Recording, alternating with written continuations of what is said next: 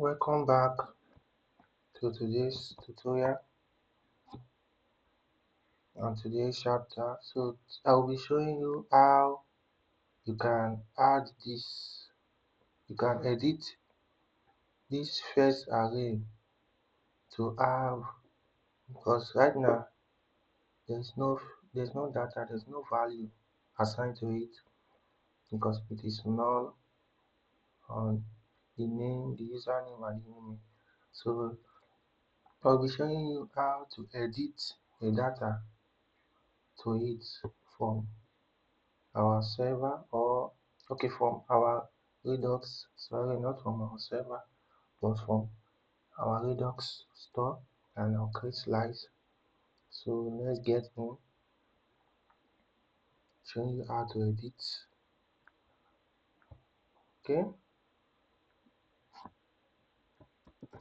Okay, we are here now. We are inside of our create slides with this our user create slides, where we add an action and the name and state. So right now we are going to introduce a new function, a new function inside of our reducer. And we can name it whatever we want, but right now I'm going to name it updated user, so that we can be able to use take and state and action, as we have already done before, like we already done same thing, like same function that we have added with add user. So as the name implies, as the function implies, the name of the function updated user, we are going to update our user, okay, which and the function takes two arguments, the state and the action. So first of all, we want to be able to find if the action dot payload, if it's equals to undefined, we want to be able to return. Okay, let's just do one line for this. We want to be able to return if it's true, if it's undefined. But if it's not undefined, we want to be able to find based on is an array. So we want to be able to run state dot find. This will return an array. State dot find. Then we give it maybe u for user. So u dot id, which is we are referring to this id dot underscore id, this id here, this id, as you can see, referring to this id. Okay, so system dot find u dot id is equals to our action dot payload, and it will have the underscore id. If it's equals to this, we want to store it inside of let's say a constant of, let's say, user. Okay, then we have to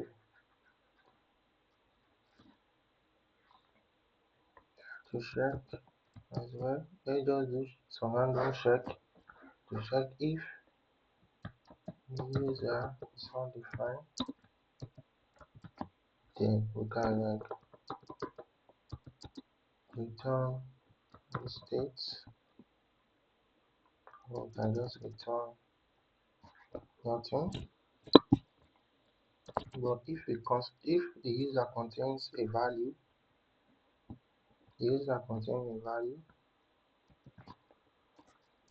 So we are going to return it, or we are going to add it. So say state, which is, so if we say state dot,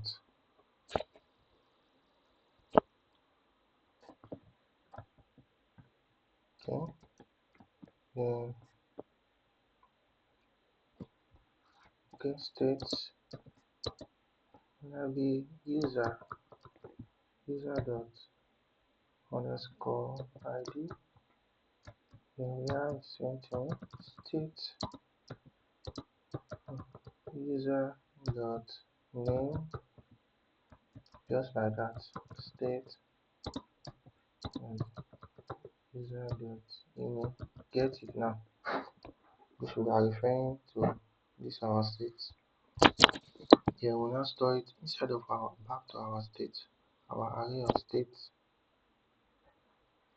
Okay, so let's go ahead and push the data and see what the data looks like. Let's just console.log. Let's just add console.log here to see our data.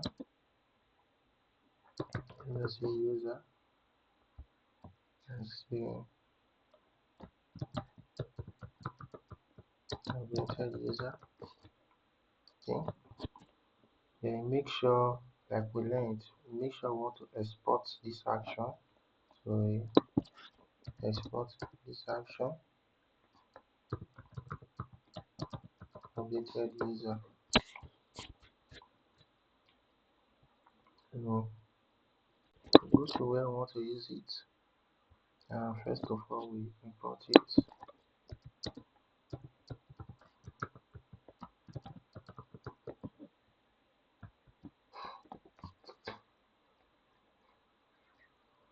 Okay,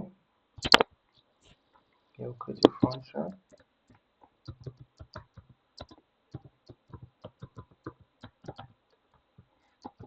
Updated user handler. Okay, like whatever name you choose. I'm just using this for updating this name. I can as well use this, the same name of array. There will be no, so let's say underscore id. You have to make sure it's matching. Okay, matching this. Okay, so that there will not be undefined. So in this case, we want to change the id of one. As you can see, then the name. Okay, this name I will just put some random name. I will just say John.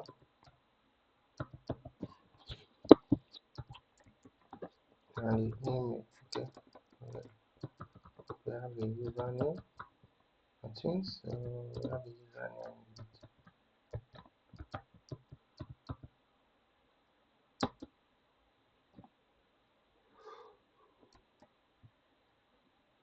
John 2. Okay,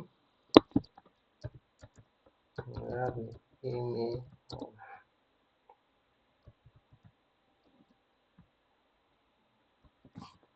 okay, so we can just say John at test.com.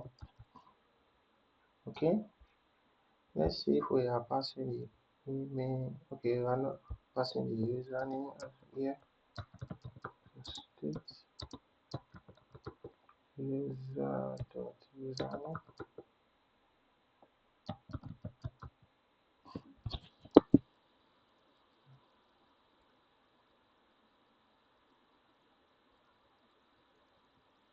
Okay,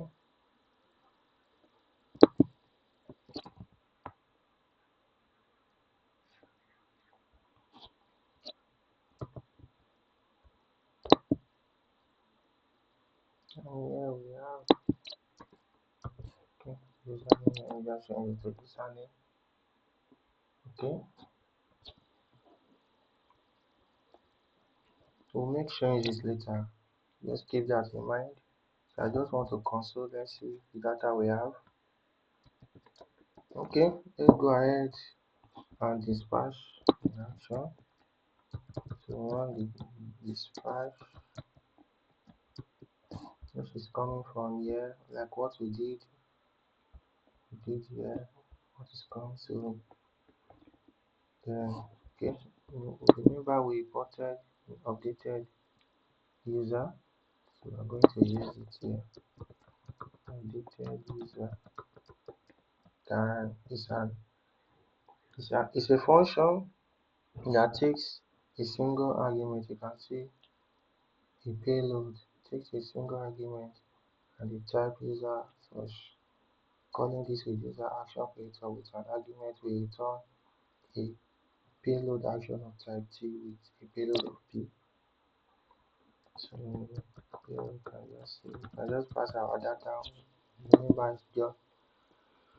Remember we said that this when you are dispatching, you have to pass in this one argument. That is why we added it as an object here so that we can just pass everything on as a single argument.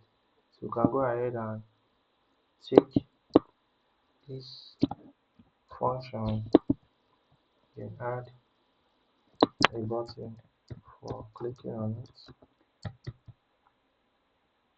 and we can just say updated user, or let's say update user. So I'll click event and to trigger this function. So okay, let's go ahead and see everything in action. Can refresh the page so that all the errors will be gone. You can click on update user. You see, okay, modify false. Okay, we are not getting the data because we are passing a single argument. We are passing a single argument, so this state cannot tell what we are getting. So in order to see it, we have to pass the action. Just payload. Let's just console the action and see what's inside. Can see the action user. Let's say they are in the ID one name John, username 2, and email test@gmail.com, test at john@test.com. Sorry for that. Okay, can just go ahead. So we are getting the data, so we need to update it. So say user, this way is returning a user. Hmm? So this user now we are returning have an ID. Okay, let's go ahead and see the user. Let's see the user, what's inside of the user. Oh, okay, we are not getting the data we need. Okay, so the user now, which is this user dot to have an ID. So in this ID, we want to change it to say user dot ID. Then we'll pass our action dot creator action dot payload. Sorry to say dot underscore ID. We'll do the same here. Action dot payload dot this will be the name.